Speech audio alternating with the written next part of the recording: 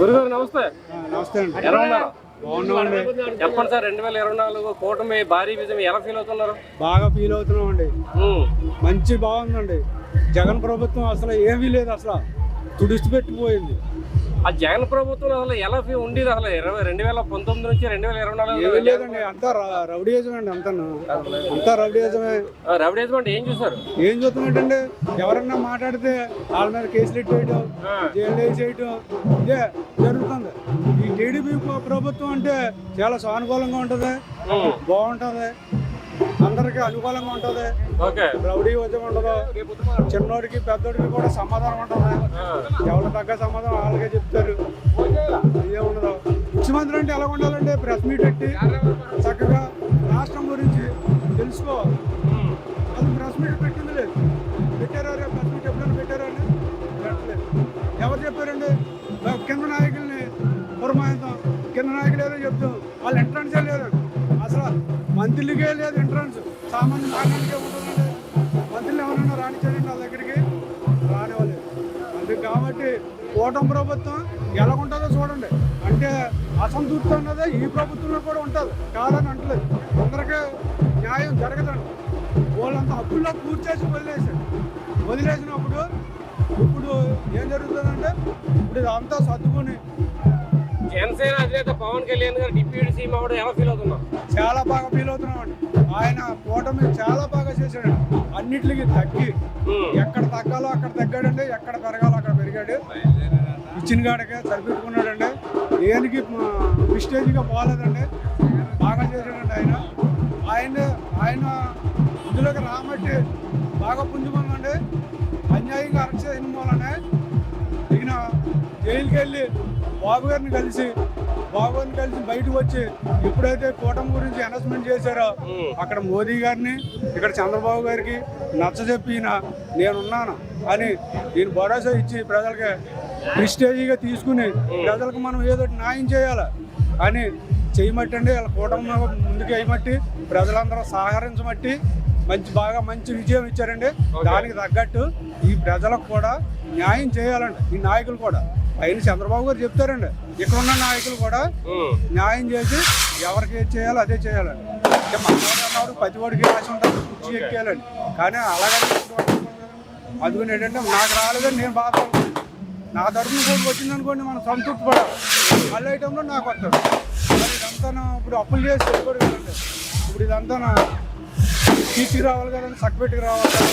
దాని గురించి ఏంటంటే మన సమయం పాటించి మనం ఎప్పుడు భేదాలు పెట్టుకోకుండా ముగ్గురు నాయకుల్ని మనం సపోర్ట్ చేసి మన ప్రజలను కూడా బాగా ఒకప్పుడు అవమానపడి అసెంబ్లీ నుంచి బయటకు వెళ్ళిపోయిన నారా చంద్రబాబు నాయుడు ఇప్పుడు సీఎంగా అసెంబ్లీ మళ్ళీ అడుగు పెట్టడం ఎలా అనిపిస్తుంది? చాలా బాగా ఆయన శబ్దం చేయడండి. అయ్యాల నేను కౌరవుల సభలో ఉండను, గౌరవ సభకే వస్తాను నేను అని శబ్దం చేసి బయటకు వచ్చేసాడండి. అదే ప్రకారంగా ముఖ్యమంత్రిగా దండం పెట్టుకుని మెట్లకి దండం పెట్టుకుని మళ్ళీ అసెంబ్లీలో అడుగు పెట్టాడండి. ఓకే, మొత్తం మీద ఇప్పుడు పెట్టినటువంటి అమలు సంక్షేమ పథకాలను అమలు అవుతాయి అంటారా? అమలు చేస్తారండి. అంటే మనకి ఇప్పుడు కంచంలో ఒకసారి మనకి భోజనం పెట్టేస్తారండి, ఒకసారి తినేయగలమా? తినలేం కదండి.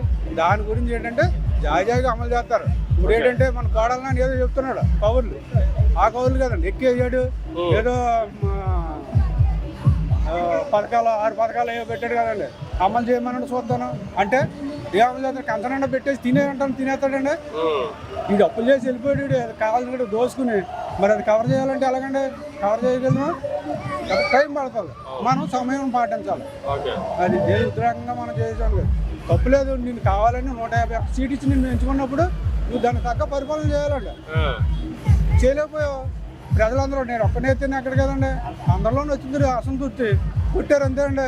164 సీట్లు ఇచ్చారు. వీళ్ళకే అదే వచ్చింది అనుకోండి, దానికి ఎవరో ఏం చేయలేడు. వీళ్ళు దాన్ని పాటించుకుని దానికి తగ్గట్టుగా మెసులుకొని ప్రజలకు న్యాయం చేశారంటే వీళ్ళకి తిరగలేదండి.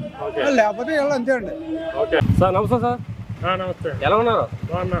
చెప్పండి సార్, ఈ భారీ విజయం పట్ల ఎంత ఆనందం వ్యక్తం చేస్తున్నారు సార్ టీడీపీ నాయకులు? మీరు ఎలా ఫీల్ అవుతున్నారు? చాలా హ్యాపీగా ఫీల్ అవుతున్నాం. ఓకే, అసలు ఏంటి మరి ఈ వారం రోజుల పరిపాలన అసలు ఎలా అనిపిస్తుంది చంద్రబాబు నాయుడు గారు? ఇప్పుడే కదా వస్తాం, ఇప్పుడు ఇంకా మొదలవ్వాలి కదా. ఆల్రెడీ మొదలు పెట్టేసారు. పోలవరం ప్రాజెక్టులు చూడడం కానీ, సంతకం పెట్టడం కానీ, నాశనం చేసినవన్నీ ముందు లైన్ చేయాలి ఇప్పుడు, తర్వాత పథకాలు అయిన తర్వాత. అలా వైసీపీ పరిపాలన ఇంత దారుణంగా ఓడిపోవడం కారణం ఏమైండొచ్చు? పవర్ కాన్ఫిడెన్స్ ఈ ఇచ్చిన సంక్షేమ పథకాలకు ప్రజలకు అందరూ అంటారు. అయ్యి సంక్షేమ పథకాల గురించి కాదు, అభివృద్ధి లేదు. అభివృద్ధి లేక మరి ఇప్పుడు టీడీపీ అయ్యాం వచ్చింది కదా, అభివృద్ధి ఉంటుంది అంటారా? అభివృద్ధి జరిగే సంక్షేమ పథకాలు చేస్తారు. ఓకే, మరి పవన్ కళ్యాణ్ గురించి అడిగితే ఏం చెప్తారు? పవన్ కళ్యాణ్ ఇద్దరు కలవబట్టే జరిగింది అంతే అంటారు. ఒకవేళ కలగపోయి ఉంటే జరగదా? లేదంటారు. ఓకేనా, థ్యాంక్ యూ. టీడీపీ పట్ల వైసీపీ పరిపాలన పట్ల వ్యతిరేకత అంటారా? ఇప్పుడు పరిపాలన ఎలా ఉన్నాయండి? పరిపాలన అప్పుడు వాళ్ళు చేసేటప్పుడు వాళ్ళ పార్టీ వాళ్ళు మంచిది అంటారు, వీళ్ళు చేసేటప్పుడు ఈ పార్టీ వాళ్ళు మంచిది అంటారు.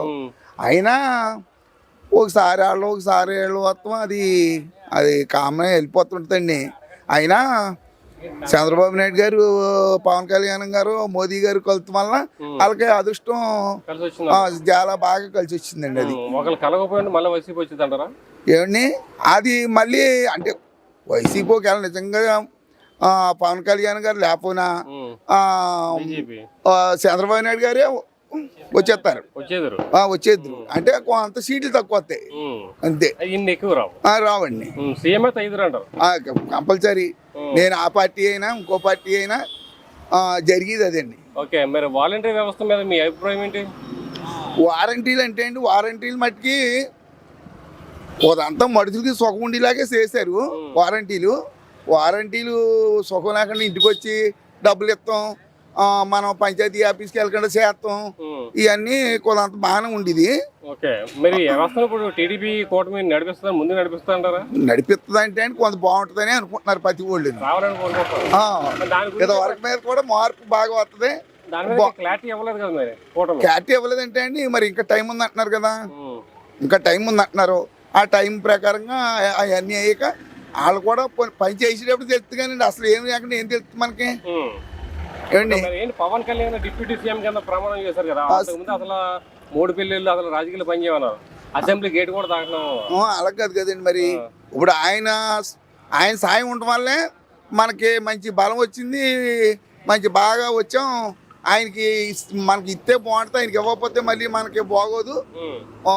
ఆయన సాత్పరుడు కాదండి, శక్తిపరుడు, బాగా చేసాడు, వర్క్ కూడా బాగా చేసాడు. వాళ్ళ అన్నయ్య గారు కూడా బాగా చేసాడు, చిరంజీవి గారు.